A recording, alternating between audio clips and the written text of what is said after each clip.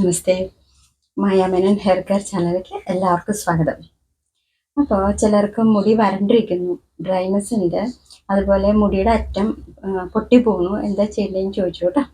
അതിനായിട്ട് നമ്മൾ ചെയ്യേണ്ടതെന്ന് വെച്ചാൽ ഡ്രൈനെസ് മാറാനായിട്ട് മുടി എപ്പോഴും സ്കാൽപ്പ് ഹൈഡ്രേറ്റ് ആയിട്ടിരിക്കുക കേട്ടോ, മോയ്സ്ചറൈസിങ് ആയിക്കൊണ്ടിരിക്കുക.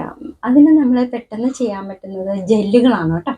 നമുക്ക് പലതരത്തിലുള്ള ജെല്ലുണ്ട്, കറ്റാർവാഴ ജെല്ലുണ്ട്, ഫ്ലാക്സീഡ് ജെല്ലുണ്ട്, ഹൈബിസ്കസ് ജെല്ലുണ്ട്, ഇങ്ങനെ ഒരുപാട് തരത്തിലുള്ള ജെല്ലുകളുണ്ട് കേട്ടോ നമുക്ക് തേക്കാൻ പറ്റുന്നത്. അപ്പോൾ എന്നോട് ചോദിച്ചു എളുപ്പത്തിൽ ഒന്ന് തയ്യാറാക്കാൻ പറ്റിയത് എന്താണെന്ന് ചോദിച്ചു കേട്ടോ.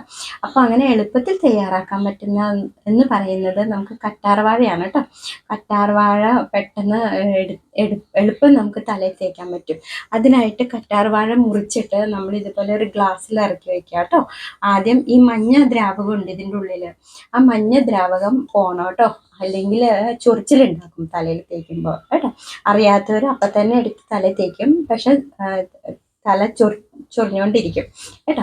അപ്പോൾ അതിനായിട്ട് ആദ്യം ചെയ്യേണ്ടത് ഇത് ഒരു ഇത്തിരി വെള്ളത്തിൽ മുക്കി വെക്കുക കേട്ടോ. കാണാൻ പറ്റുന്നുണ്ടല്ലോ മഞ്ഞ കളറ്, ആ ദ്രാവകമാണ് കേട്ടോ. അത് പോയിട്ട് വേണം നമുക്കത് എടുക്കാൻ കേട്ടോ.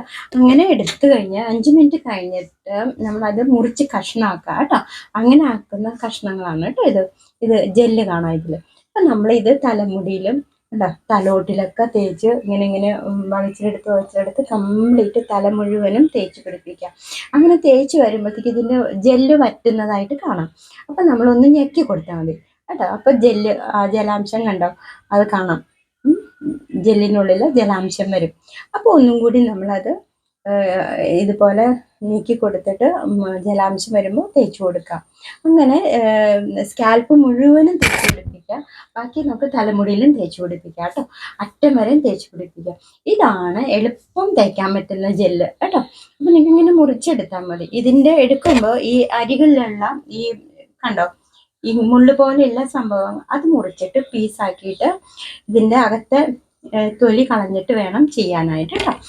അപ്പോൾ ഇത് ഇടയ്ക്കിടയ്ക്ക് ചെയ്തുകൊണ്ടിരിക്കും സമയം കിട്ടുമ്പോൾ കേട്ടോ. നിർപ്പെടുത്തില്ലെങ്കിൽ നമ്മൾ ഈവനിങ് ടൈമിൽ മുടി വെട്ടുന്ന സമയത്ത് നമുക്കിത് തേച്ച് പിടിപ്പിക്കാം, ഉണങ്ങി കഴിയുമ്പോൾ കെട്ടിവെക്കാം കേട്ടോ. അപ്പോൾ അങ്ങനെ നമുക്ക് മുടിയിൽ തലോട്ടിലേക്ക് ഡ്രൈനെസ് മാറ്റാം കേട്ടോ. അപ്പോൾ ഇതെല്ലാവരും പരീക്ഷിച്ച് നോക്കും. ആഴ്ചയിൽ കിട്ടുന്ന സമയം 2-3 ദിവസമൊക്കെ നമുക്ക് തേക്കാം കേട്ടോ. അപ്പോൾ ഇനി അടുത്ത ദിവസം